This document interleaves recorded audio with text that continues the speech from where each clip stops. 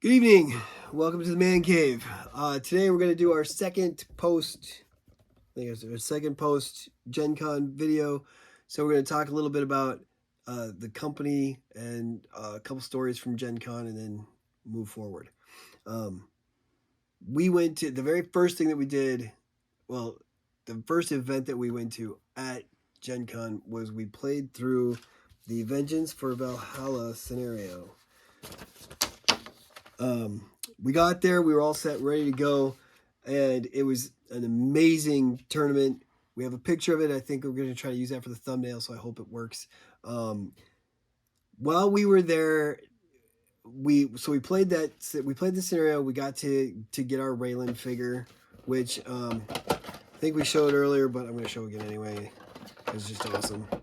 So this is the piece we were playing for, and the game that we did, the scenario was a story that involves the lore of the game. I mean, it was a revenge piece. The 5 heroes from the Swarm of the Morrow set got back together. We had another person who helped them out, and then boom, we got to see what happened.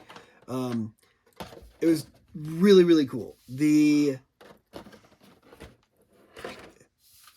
Somehow they were going to give out that scenario to those of us who play there. They were going to have copies ready for us, and for some reason it didn't make it to the game.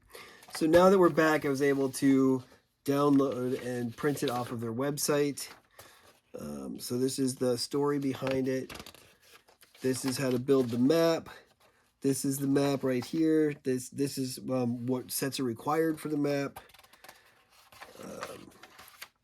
I think it's 2 master sets, 2 lava sets. It was pretty intense. Depending on which side wins the scenario, you have 2 win conditions here. We have both of those that we're going to connect to this video.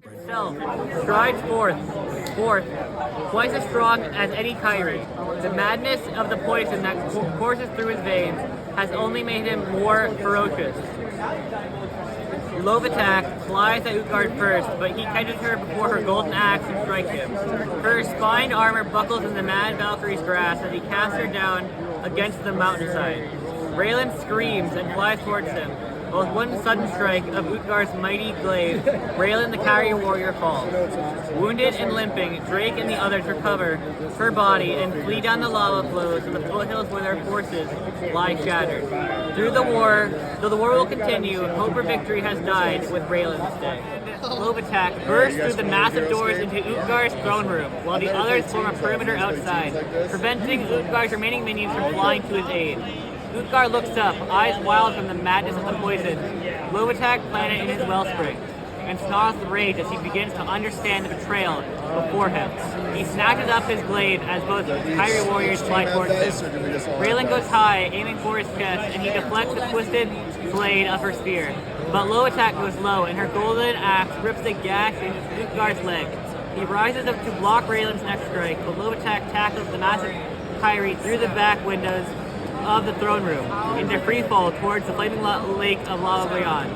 For those waiting outside, several long moments pass before Raylan, bruised and bloody, triumphantly kicks open the front door of the palace. Behind her stands Lovatak, holding aloft a great horned helm and a massive severed black wing. The House of Utgar has a new master. That's awesome! And it's when Gabriel will be reading them from Gen Con. We were going to do it then, and something happened, didn't work, so we're adding them now. We were able to play both scenarios, so we got to win as both sides to see how it worked.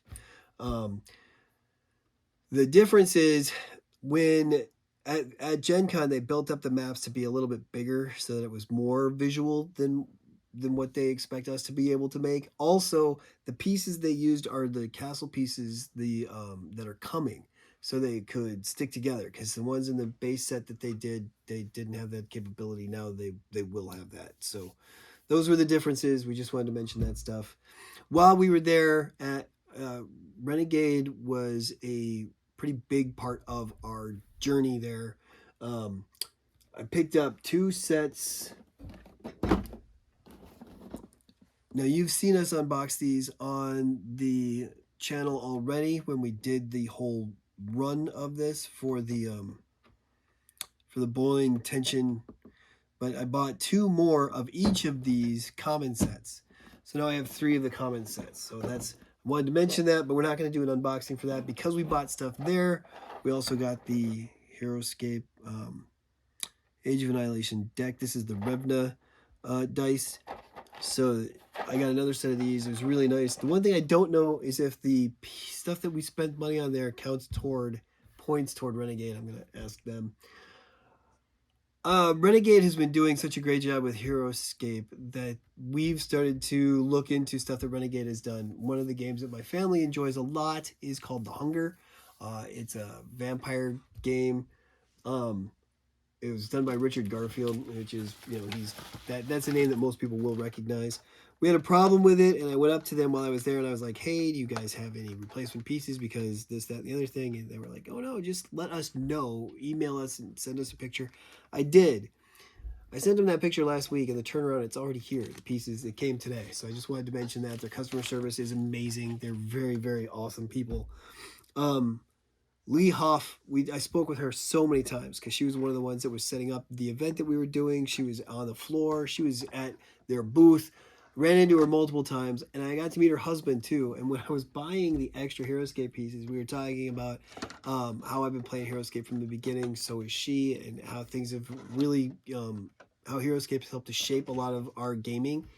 And I mentioned that my cats had broken 2 of my pieces, and her husband was kind enough to give me replacement parts while I was there, right off of the demo that they had sitting on the table. They had these guys just, they had some awesome maps at HeroScape. We didn't get very many pictures there because there were so many people, but he just pulled them right off the map, and he gave me the 2 pieces that my cats had broken. So I just want to do a shout out to that. That was the customer service. It was just amazing that they were able to to do that for us. So we really appreciated that. Now, the rest of my story from Renegade at HeroScape or at Gen Con, we had ordered a game that was supposed to meet us there. So we go to their booth because we were looking for the bags.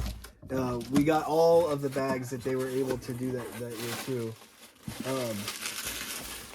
But the game that we had ordered from their site is called Gates of Delerium.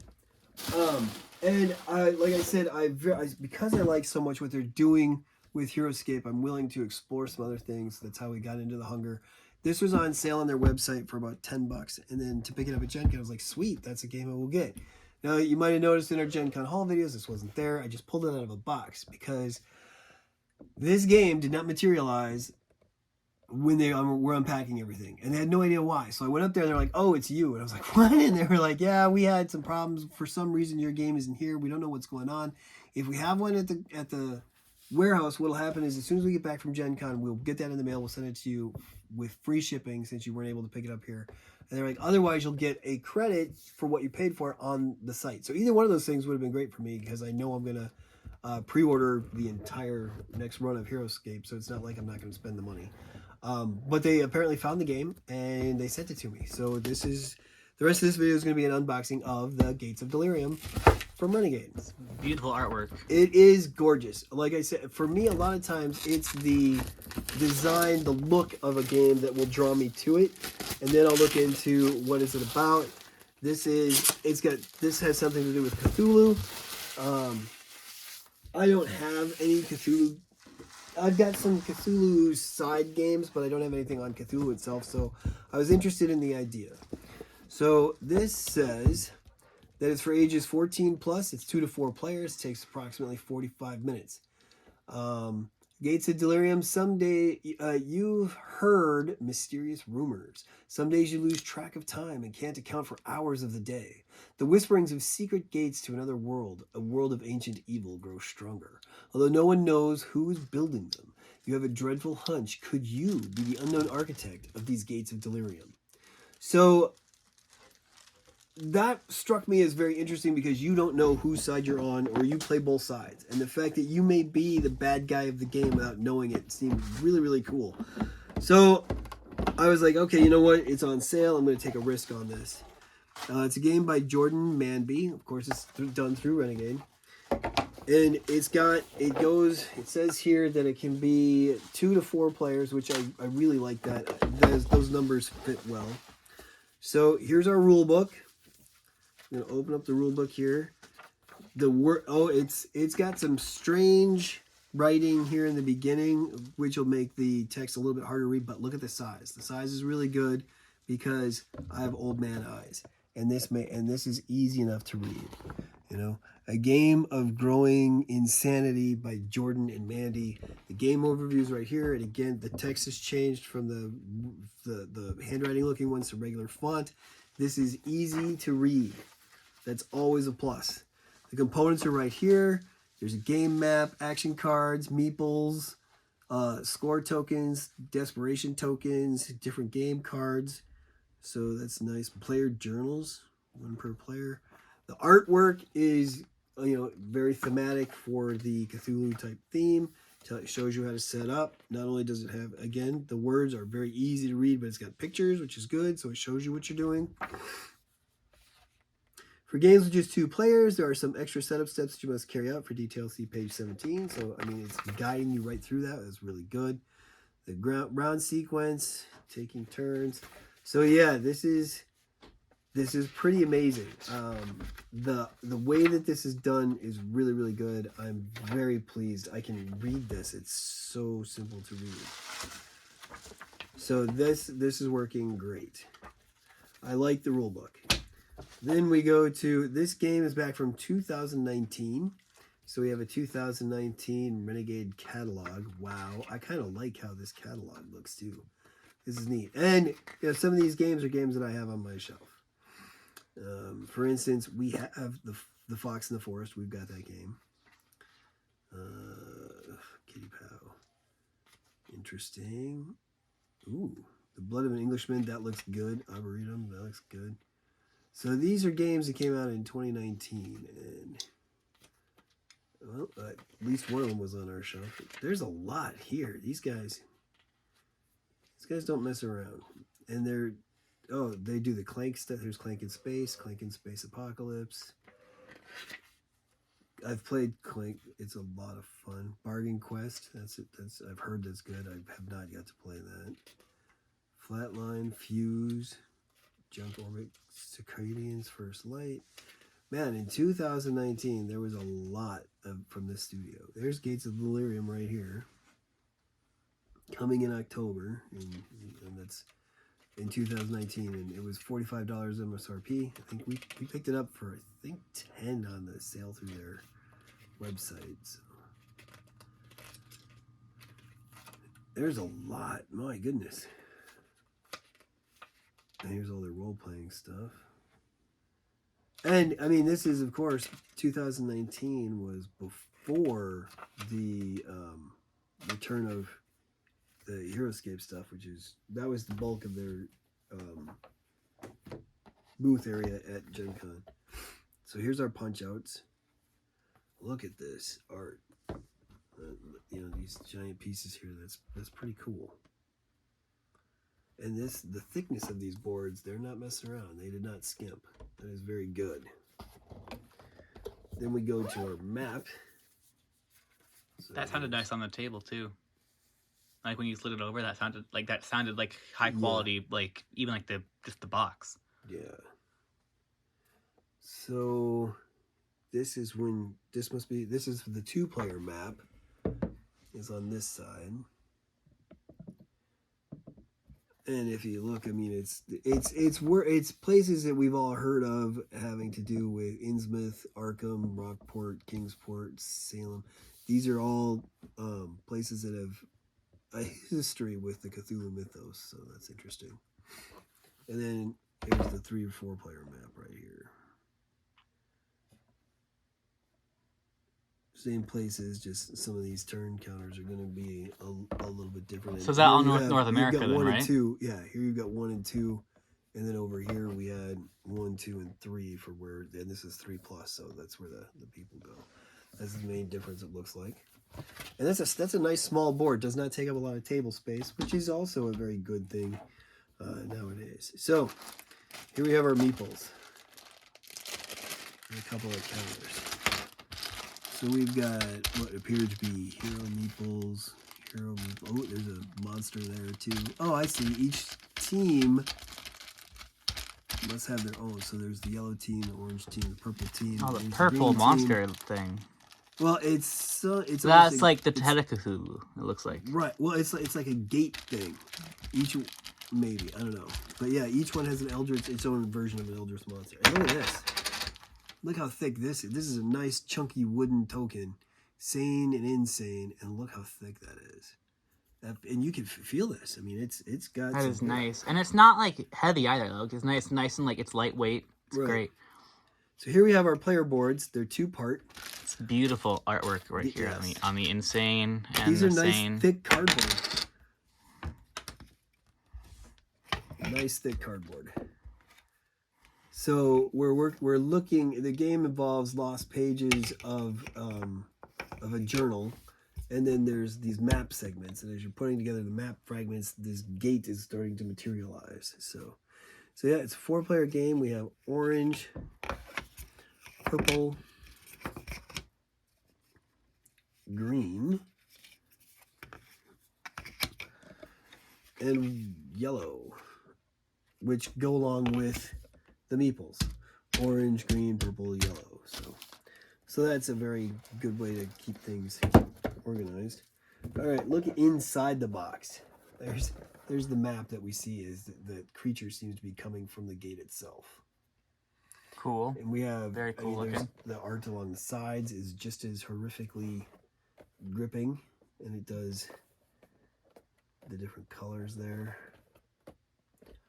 So the artwork is very good. Then we have these appear to be because this game is about it's a puzzle that not only are you trying to put something together, but you're also trying to figure out the mystery. And apparently the mystery is, are you the one who's creating the evil?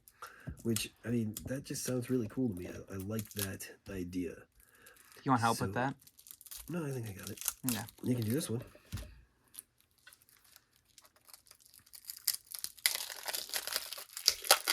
There's a little tab thing, but they very rarely make things easier.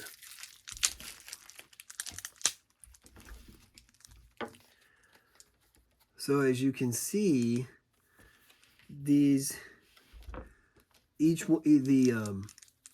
cards are represented by the different cities. There's Innsmouth that we showed you on the map.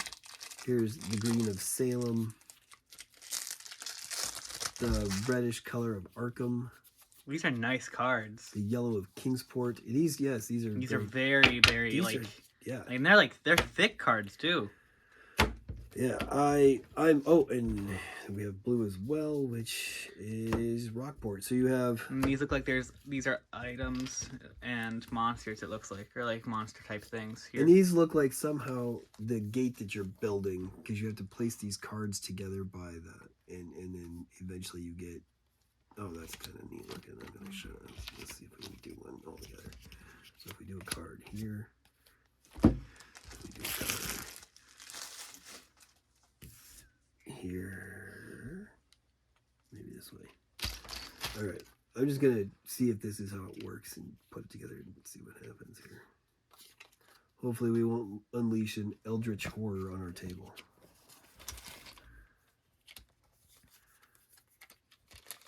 I don't know if this is right. This is probably, because this is a lot of cards already. No, because it curves this way. It'd be like, it curves. Oh, okay. So you're saying we would so go... like it's that, and then that. It follows that. Yeah, so about 4 cards then probably. Okay. Which so then like seems a bit more reasonable. Okay, yeah.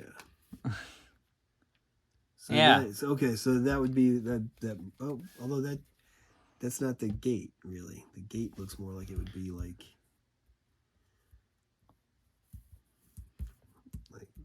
that. Oh, okay. And like, no.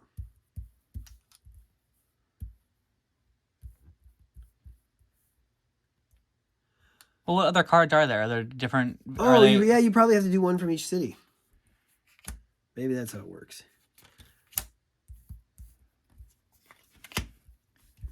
And then there's green. So it's probably a 5-card set somehow. Regardless, this is really cool. And It does, yeah. We will definitely have to do a playthrough of this on the channel. It's just if it's too intense, we might have to give warnings to little kids not to watch. But we'll figure out how the game works, and we'll give it a playthrough or two, and then we'll do one once we know what we're doing. We'll do it again so that you guys can see it. I just wanted to mention again, those of you who saw our Gen Con haul, the reason why this wasn't part of it was just because we couldn't pick it up there, but now that it's here, we wanted to make sure that we included it in our videos. So this week I've got friends coming over this weekend. We're going to actually have a game session over the weekend, and we'll try to get some stuff filmed. Maybe we'll be able to do a couple of videos where we can do some unboxings of some other games and get some playthroughs through.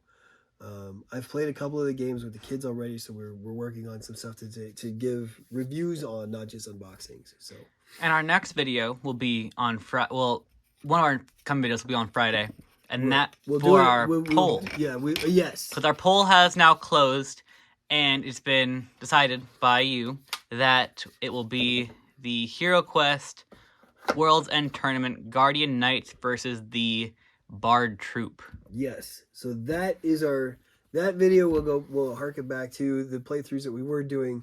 The tournament at World's End is the thing from Against the Ogre Horde. The Ogre Horde, yeah. And so we'll get back to that. We'll make sure. Oh, these are really cool looking.